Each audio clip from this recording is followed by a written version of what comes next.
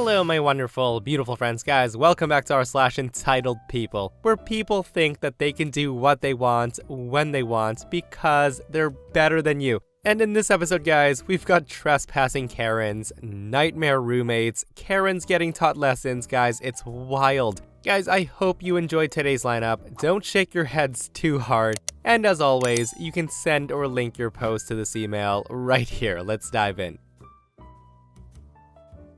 Okay, so this first post was shared with me, and it's a crazy one. This person says, my fiance, who's 33 and I, 28, are getting married in December. His mom is the intrusive type, but she's nice overall, and we somewhat get along. Now, I hate to admit that wedding planning has been an absolute nightmare. His mom wasn't willing to agree on most things, and my fiance said that since he's her only son, that I should respect and appreciate this vision that she has for the wedding, and how it should be. She insisted to come along for wedding dress shopping, so I took her with me, my mom, and my friends. I was lucky to have found what I was looking for, but she picked a dress that she liked so much more, and she said that she's always pictured her son's bride in it. My mom and friends thought this line was creepy, and I thought the dress was somewhat creepy and totally not my type. So with that, I apologized and thanked her for her vision, but told her that I decided on a dress that I had envisioned myself wearing at my wedding.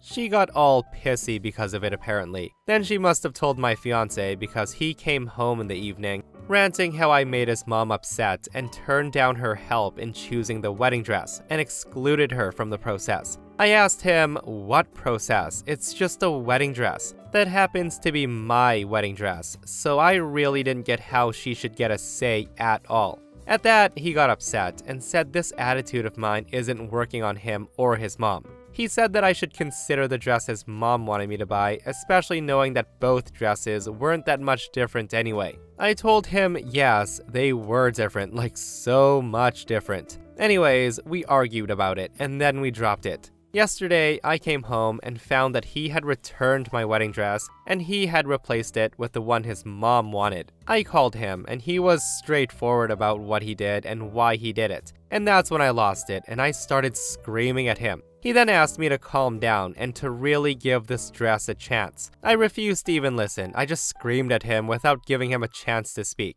He then got home and we had an argument. I then went to stay with one of my friends and he kept calling and then texting saying that I overreacted and that it's his wedding too, so it wasn't cool how I screamed at him. He insisted that I give this dress a chance. He then went on and on how his mom has a vision and has good intentions and just wants what's best for me as her future daughter-in-law. My mom is livid and she's been wanting to go scream at him and his mom, but my dad said that it's not worth ruining my relationship with my in-laws. He suggested I wisen up and go with the flow. But is it too much for me to be able to pick my own wedding dress without being guilted about it to just keep the peace? Am I the a-hole for my reaction? Yeah, so I don't think anyone would believe that OP is the a-hole in this situation, guys. And a lot of people are commenting that OP needs to give that man the ring back, telling him, I hope you get the wedding that you and your mom have always hoped for. And guys, I know people are always so quick to say divorce or end the relationship, but in this case, I might have to agree with OP ditching this guy. Like, what if they have kids? Oh, my mother has always envisioned her granddaughter to be named Karen, so we gotta do it, babe. Or, our kids have to go to this school because my mom says so. Honestly, I don't think this will stop. I believe his mother's vision for her son's life does not stop at a wedding. In fact, the wedding might be the most insignificant part of that vision. So weird how she keeps using that word. But guys, let me know what you think. How would you deal being in a situation like this? Well, the day has finally come where I have a story to post. Today, I went to the local department store, Fred Meyer, and picked up a few things, including some leeks and some bread that's been marked down with a sale sticker on the package. When I got to the check stand, a young man opened a second register to help me. So I put my items on the belt and he starts ringing me up. The store is extremely busy and the phone at the check stand keeps ringing. So he has to pause ringing my stuff a couple of times, which obviously takes longer. But whatever, it's not his fault and he's doing his best. And it's also Saturday, so I'm not in any hurry or rush. At some point, he either presses the wrong button or gets confused, and he rings up my bunch of leeks 4 times. He then calls for a manager to help void the 3 extra items, and continues scanning while we wait. At this point, some lady has gotten really close to me in line. I can hear her huffing and puffing behind me, obviously in a hurry, annoyed that the poor cashier's taking a little while. The man gets to the bread, and for whatever reason, the sticker wouldn't scan, so he tried to key it in, and the register doesn't recognize the UPC. So here comes the manager to help the guy. The cashier is obviously new to the job and embarrassed, and he doesn't know how to fix issues with the register. The lady behind me continues to huff and puff as the cashier apologizes profusely, to which I tell him it's okay, I know it's the system and not him personally, and I'm not in a hurry, so no big deal. On the top 10 of worst things that's happened this month, this is like a 1, so no worries. That's when the lady behind me pipes up, directing her questioning to the manager, who's very obviously trying to help the cashier fix the issue. The lady screams, "Hey, open another register and ring me up. This is taking forever and I'm in a hurry." Before the manager could even answer, I turned around to see that she has a severe case of bitch face. And I said, "No, he can't. He's helping me right now." I then turned back to the cashier, and that's when Karen says, "I wasn't talking to you, was I?" This is when I turn around to face her again and say, "I don't give a crap, lady. These gentlemen are clearly helping me right now, and you need to wait your turn like everyone else. You're not the only person in the store, and there's 10 other check stands. These guys are doing their best, and you could at least be patient with them." At this point, I can see people kind of peeking around from the other check stands, as I was talking loudly. I was doing this to draw attention, so she would be ashamed about acting like a total a-hole. She then mumbles something under her breath, and she finally shuts her yap. I turned around, and the look on the cashier and the manager's face was a mix between surprise and pleasure, probably having wanted to tell a customer to shut their trap before, and not having been able to do it. They fixed the extra charges for my leaks, and ended up sending me home with the bread for free. The cashier smiled at me and said, "You have a nice day, ma'am." So I strolled out to my car, started tossing my groceries in the back, and of course, that rude lady has parked near me. The woman sees me, and she avoids eye contact, and she scurries to her car, where she basically dumps her cart in the trunk, shoves the cart on the median, and quickly drives away. I'd like to think that maybe she won't be a bitch to retail staff again, but you know these types of people. Yeah, OP might have won that day, but she'll be back for sure, guys. Let her cool off a little, and she's going to be right back at it. And seriously, this needs to be a job, guys. People getting hired to destroy rude Karens when they're berating employees needs to be a real job. Because OP was a hero that day to the new employee. We have a not-so-small vegetable garden in the backyard of my family's house. Me and my mom are gardeners, and we grow a bunch of zucchini, snap peas, herbs, broccoli, carrots, tomatoes, and even grapes, with the occasional other vegetables like radishes, bell peppers, etc. One day, I hear something outside my window, which is right above the largest planter box in our garden. I look outside, and I see 2 kids from the neighborhood picking vegetables from my planter box. So I run outside, and I see the 2 of them have their arms full of zucchini and carrots and even some tomatoes. I ask them what on earth they're doing, and they say to me, "We live in the neighborhood. Mom sent us." I told them that these are our vegetables and they can't just take them. And that's when they said it's our neighborhood too, and we can have them if we want. And they took off before I could stop them, literally vaulting over the fence that separates our yard from the neighbors. A few days later, I heard something outside my window again, and I look outside and I see the kid's mom loading a basket with vegetables from the planter. I again rush outside and see that her and her kids are loading baskets with everything they could grab. I watched as the mom grabs a handful of chives I've been growing and rips them out, roots and all. My mom must have heard me run outside because she came out as well. She then yelled, asking what they think they were doing, and the kids just kept picking the vegetables, while the mom just turns around annoyed and said, "It's everyone's neighborhood and we need the food." The woman said that while still picking from the garden. My mom told her if she had just asked, we would have just given them some, and even if it's everyone's neighborhood, this is our garden on our private property. At that, the woman just huffed and left with her kids, and there wasn't anything we could do. Our garden was damaged beyond repair. Our zucchini plants were torn to bits, the peas and tomatoes were trampled and shredded, and our grape bush that we had for years was broken at the base. where one of the kids had stepped on it. The garden was totally destroyed. There were no fresh vegetables that year, and my mom couldn't make her chocolate chip zucchini bread. A few days later, we installed a lock on the backyard fence, and the neighbors came banging on our door, mad that we installed a lock, preventing them from getting to our garden. My mom just told them to go away, and if she saw them in our garden again, she would call the cops. The woman just screamed at my mom, saying that we're selfish. We thankfully never saw them again, and our garden is happy now. And we managed to bring the grapes back to life. A little while ago, we planted some blueberry bushes in our front yard, and someone keeps stealing them. Half the blueberries are gone each season. We let the kids in the neighborhood eat them, but they only take like 8 to 10 each a day on weekends or during the summer. There are 10 bushes in total, about 100 to 150 blueberries each. And I wonder who's taking 500 blueberries every year. We haven't caught them yet, but everyone knows. Yeah, so it sounds to me like OP needs to get some cameras up. Like, that's wild though, that the mom got mad at OP for locking up their backyard to prevent unwanted access. Now that's some entitled BS. Like, I would have called the cops for sure, guys, because people like that need to learn that it's not okay to steal from others. Like, how many other neighbors is that Karen stealing from? You really have to wonder.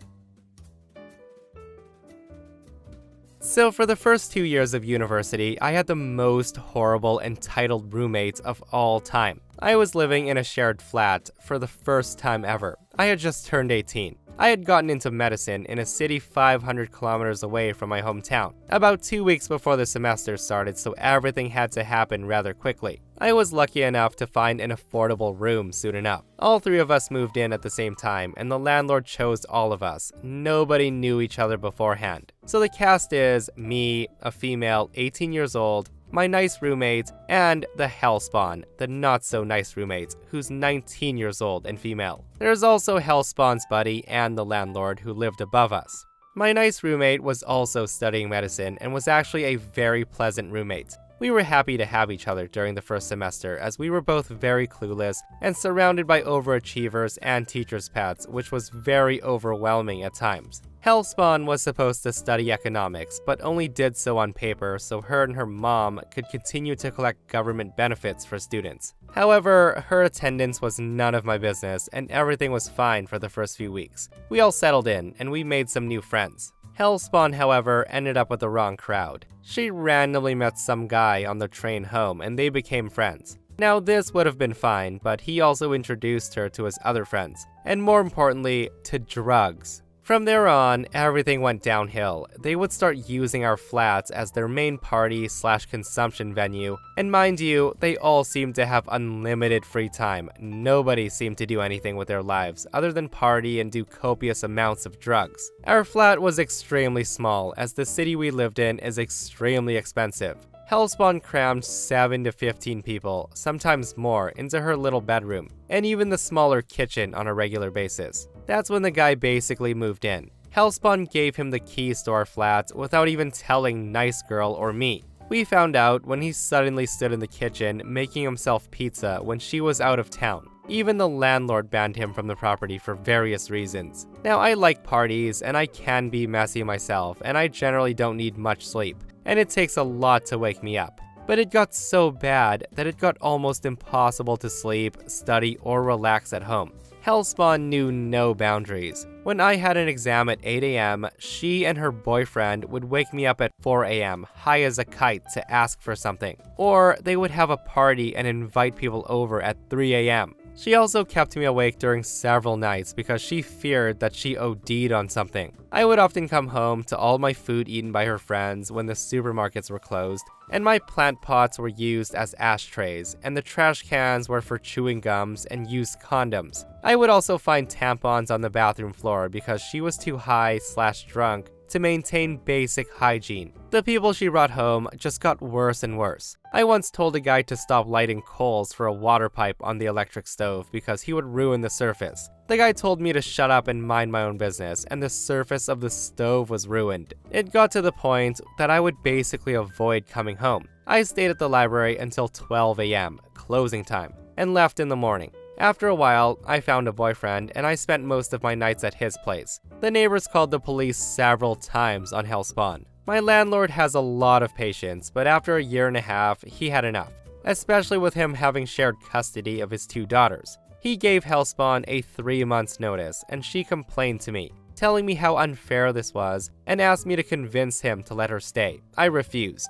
Knowing that she had to move out, she went on a vacation to Morocco. Despite being born and raised in Germany, and her mother staying here for decades, both did not have German citizenship, despite being eligible for it, simply because they never applied for it. They were both Mongolian citizens, and Hellspawn had a permanent visa for Germany. I warned her that if something went south, the German diplomacy wouldn't be responsible for her, and that it would be a good idea to apply for citizenship before leaving the EU. So long story short, she lost her visa, which doubled as her ID while partying out of the country, and she was unable to fly back. It took weeks for her to get it replaced and fly back. In the meantime, her lease was long expired and she wasn't paying any rent.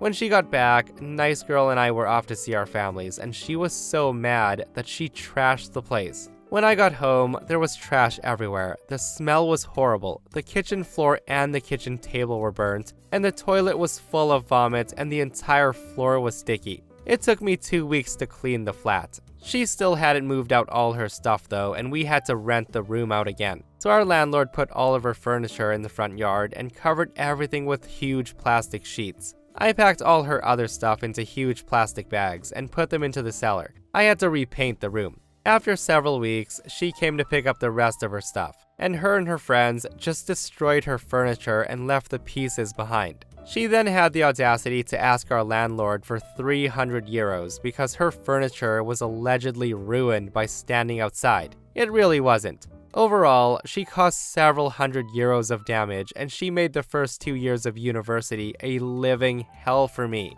So yeah, the post ends right there, guys. But I've read a lot of posts about bad roommates, but this one has gotta be one of the worst roommate stories ever. It almost makes the other bad roommates that I've read about seem like freaking angels, guys. Like, it is unbelievable that she was allowed to live there for a year and a half, and that's way too long if you ask me. Like, I don't know how OP and her roommate put up with it.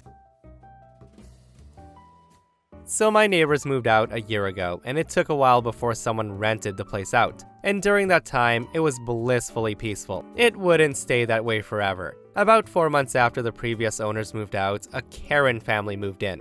And right off the bat, it wasn't looking good. My mother had tried to welcome them to the neighborhood, but the mother and son just looked at her oddly and continued moving without a word. Fair enough, I thought. Maybe they were just too busy to be bothered at that moment. We'll try again in a few weeks. So about 2 to 3 weeks go by before we try making contact again. My mother asked me to go over and drop some baked goods over to welcome them.